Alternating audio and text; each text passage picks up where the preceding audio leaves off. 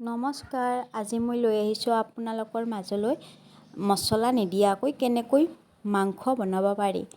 দেখিছে নহয়, মই নহৰু দুটাই লৈছোঁ আৰু জলকীয়া লৈছোঁ। পিঁয়াজখিনি এনেকৈ কাটিছোঁ।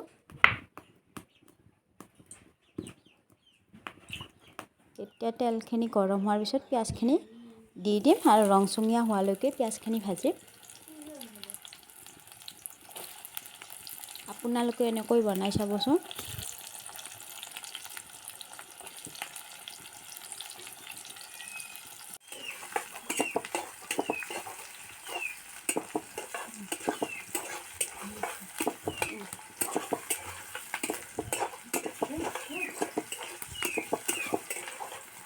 আৰু মই জুইশাললে ব্যৱহাৰ কৰিছোঁ। মোৰ সুবিধা অনুযায়ী আপোনালোকে যেনেকৈ সুবিধা হয় আপোনালোকৰ সুবিধা অনুযায়ী বনাব পাৰে। এতিয়া মই মাংসখিনি বাকি দিম। আপোনালোকে ভাবিব এইটো কিহৰ মাংস, এইটো আচলতে কয়লাৰৰ মাংস হয়। কয়লাৰ বুলি কথা নাই, যিকোনো মাংসই বনাব পাৰি এনেকৈ।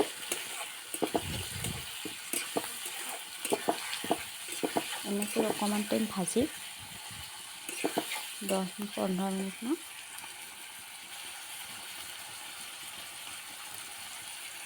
এতিয়া ইয়াতে নহৰু দুটা লৈছিলোঁ, এই নহৰু দুটা বটি এখন দি দিম। আপোনালোকে বা কি বুলি কয়, হয়তো আপোনালোকে মিক্সিতো মাৰিব পাৰে। মই কিন্তু খুন্দাতে বটি লৈছোঁ।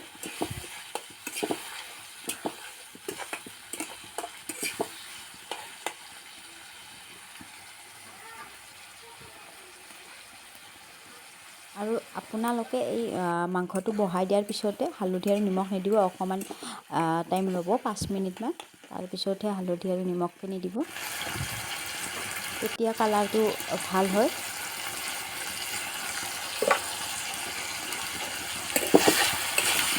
দেখিছে নহয়, লগালগ দিয়া নাই, আপোনালোকে এনেকৈ দিব।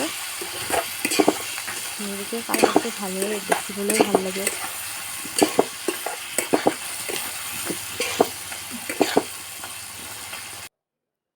এতিয়া মই ইয়াতে নহৰুখিনি দি দিছোঁ।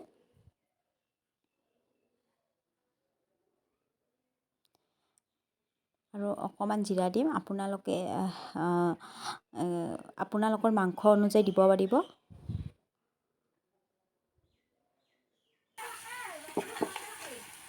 মাংসটো যেতিয়া বেছিকৈ লৰাই থাকিব বেছি ভাল হয়। দেখিছে নহয়, আলুখিনি কমেও 15-20 মিনিট দেৰিকৈ দিয়া হয়। আপোনালোকেও এনেকৈ দিব, লগালগ নিদিব আলুখিনি। তাৰপিছত মই জিৰাটো দিছোঁ। নহৰু দিয়াৰ পিছতো মই জিৰাটো দিয়া নাই।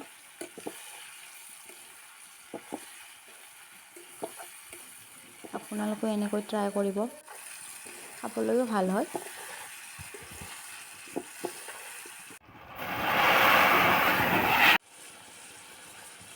মই তেলটো থাকোঁতে পানীটো দিছোঁ, কাৰণ তেল থাকিলেও মানে ভাজোতে অলপমান লাগাহেন হয় কৰাইটোত, সেইকাৰণে মই পানীখিনি দি দিছোঁ। আপোনালোকেও দিব, বেছিকৈ সেনেকৈ ভাজিলে তলাত লগাৰ নিচিনা অনুভৱ হয়।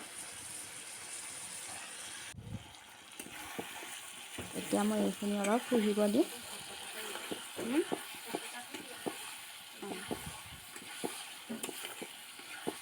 আৰু যিমান পাৰে সিমানে লাৰিয়ে থাকিব।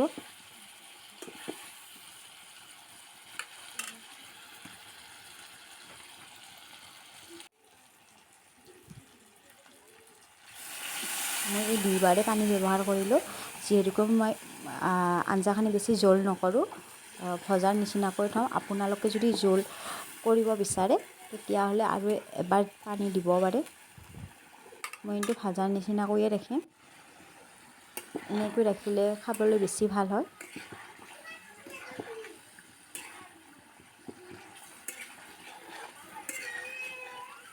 আৰু আপোনালোকে কেনেকৈ বনাই জনাবচোন। মই কিন্তু আলুটো ভাঙি নিদিওঁ মাংসত, এনেকৈয়ে ৰাখি দিছোঁ। দেখিছা নহয় কি ধুনীয়া হৈছে দেখিবলৈ, খাবলৈ ভাল হয়। মছলা একো ব্যৱহাৰ কৰা নাই, অকণমান জিৰা দিছোঁ আৰু নহৰু দুটা, পিঁয়াজ, জলকীয়া। আপোনালোকে ট্ৰাই কৰি